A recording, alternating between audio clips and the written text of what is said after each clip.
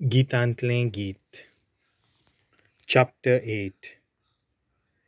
तूं मुजेच avoichea duda-panean म्हजो भाव जाल्लो जाल्यार तुका भायर वाटेर मेळ्ळी जाल्यार कसलीच बिडा नासतना कोणूच म्हजें वायट धोरी नासतना हांव तुजे उमे घेतली आसली. हांव तुका हाताक धरून म्हजे आवयच्या घरांत म्हजो गोrbh-samball केल्ल्या कुडांत तुका भितर काडटली आसली आनी परमळीत dakam-ros आनी म्हज्या दालमांचो रोस पिवंक हांव तुका दितली आसली. ताचो दावो हात म्हजे तकले पोंदा आनी ताचो उजवो हात म्हाका वेंग मारता. न्हवरो, जेरुसलेमाच्या धुवानो ती उठूंक सोदी मेरेन म्हजे प्रियेक उठोयनाकात, तिची न्हीद मोडिनाकात. सोमारोप, पंगड, आपल्या मोग्याचो तेंकू घेवन अरण्यान थावन वयर सोदता ती कोण? न्हवरो, आपोलाच्या झाडा पोंदा हांवें तुका जागी केली.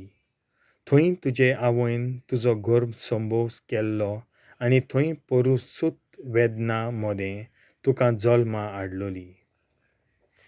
ओकोल, एक शिक्को कसो तुज्या काळजार म्हाका मार.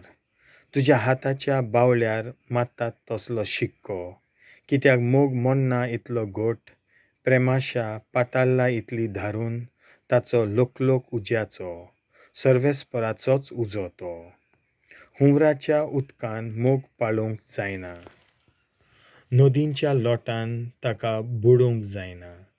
मोग विकतो घेवंक कोणूय मनशां लागीं आपली घोटची गिरेस्तकाय दिल्ली जाल्यार ताका बेमानूच फावो जातलो. पुरवना, 2 ल्हान कोवना. आमची भयण इतली ल्हान धाकटी तिका अजून थाणां येवंक नात. तिका मागूंक येतात तेन्ना आमचे भयणीक आमी कितें करचें?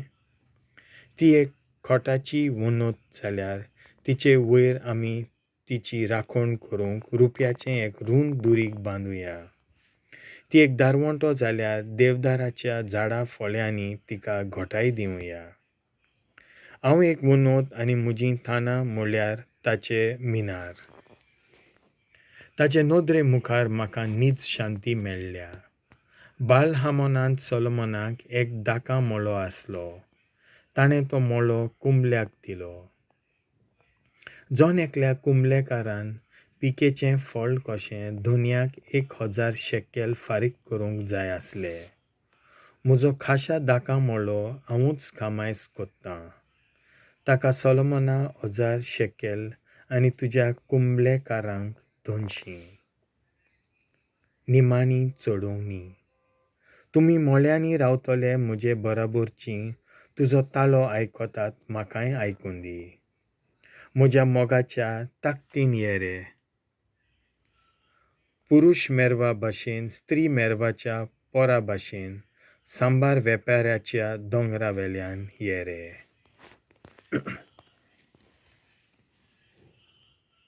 देवाचें उतर हें.